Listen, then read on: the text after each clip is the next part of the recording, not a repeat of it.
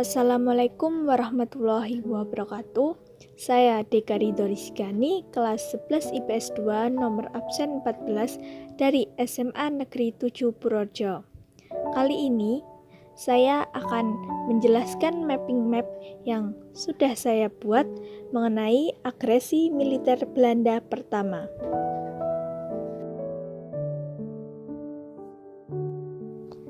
Di tengah-tengah upaya mencari kesepakatan dalam pelaksanaan isi persetujuan Linggarjati, ternyata Belanda terus melakukan tindakan yang justru bertentangan dengan isi persetujuan Linggarjati.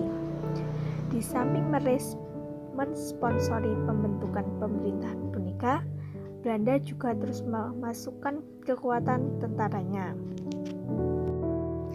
Pada tanggal 27 Mei 1947, Belanda mengirim nota ultimatum yang dianggap sebagai upaya pelanggaran kesepakatan Linggarjati. Berikut adalah isi dari nota ultimatum Belanda. Yang pertama, pembentukan pemerintahan federal sementara atau pemerintahan darurat secara bersama. 2. Pembentukan Dewan Urusan Luar Negeri. Ketiga, Dewan Urusan Luar Negeri bertanggung jawab atas pelaksanaan ekspor, impor, dan devisa. 4. Pembentukan pasukan keamanan dan ketertiban bersama. Pembentukan pasukan gabungan ini termasuk juga di wilayah Republik Indonesia. Pemerintah Indonesia menolak dengan tegas nota ultimatum yang dikirim oleh Belanda.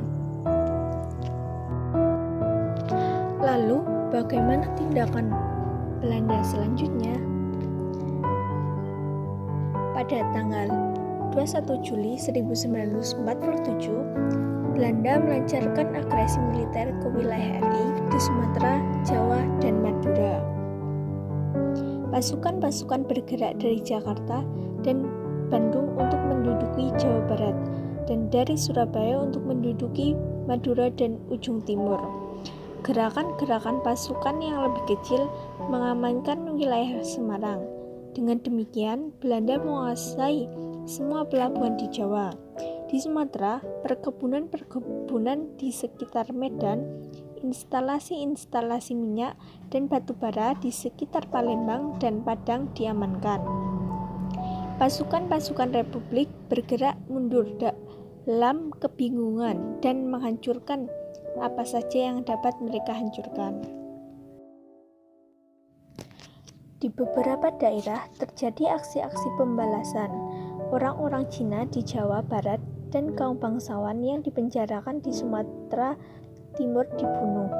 Beberapa orang Belanda, termasuk Van Mook, ingin melanjutkan merebut Yogyakarta dan membentuk suatu pemerintahan republik yang lebih lunak. Tetapi pihak Amerika dan Inggris yang tidak menyukai aksi palisional tersebut mengiring Belanda untuk segera menghentikan peperangan terhadap Republik Indonesia. Tindakan tegas yang dilakukan oleh India dan Australia pada tanggal 30 Juli 1947 yaitu mengajukan permintaan resmi agar masalah Indonesia-Belanda dimasukkan dalam agenda Dewan Keamanan PBB.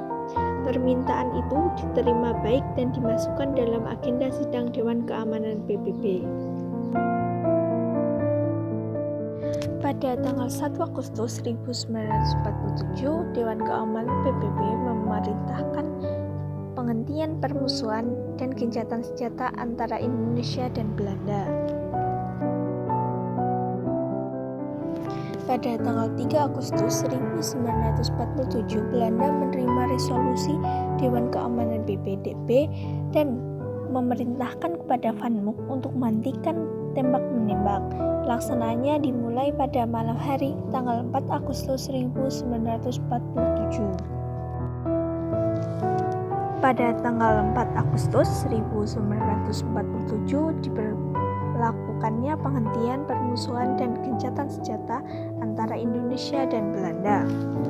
Sementara itu, untuk mengawasi pelaksanaan gencatan senjata, Dewan Keamanan PBB membentuk Komisi konsuler dengan anggota-anggotanya yang terdiri atas para konsul jenderal yang berada di wilayah Indonesia. Komisi konsuler diketuai oleh Konsul Jenderal Amerika Serikat Dr. Walter Wood dengan beranggotakan Konsul Jenderal Cina, Belgia, Prancis, Inggris, dan Australia. Komisi konsuler itu diperkuat dengan personil militer Amerika Serikat dan Prancis sebagai peninjau militer. Pada tanggal 25 Agustus 1947, Dewan Keamanan PBB menerima usul Amerika Serikat tentang pembentukan suatu Committee of Good Office atau Komisi Jasa-Jasa Baik, atau yang lebih dikenal dengan Komisi Tiga Negara atau KTN. Belanda menunjuk Belgia sebagai anggota, sedangkan Indonesia memilih Australia. Kemudian Belanda dan Indonesia memilih negara pihak ketiga, yakni Amerika.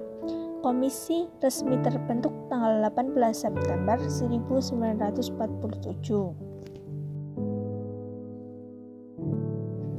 Sebelum Komisi Tiga Negara datang di Indonesia pada tanggal 29 Agustus 1947, Belanda masih terus berulah. Secara sepihak, Van Mook memproklamasikan garis demarkasi Van Mook menjadi garis batas antara daerah penduduk Belanda dan wilayah Republik Indonesia pada saat gencatan senjata dilakukan.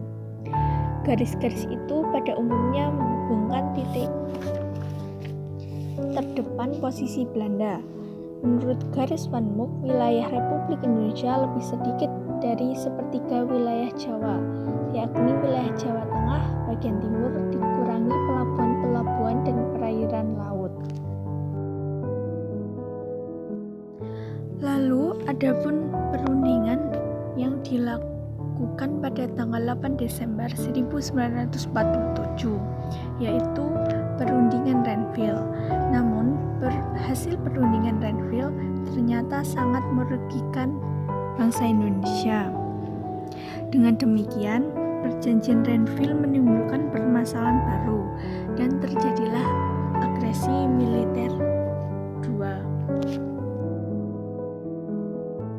Sekian dari saya, terima kasih. Wassalamualaikum warahmatullahi wabarakatuh.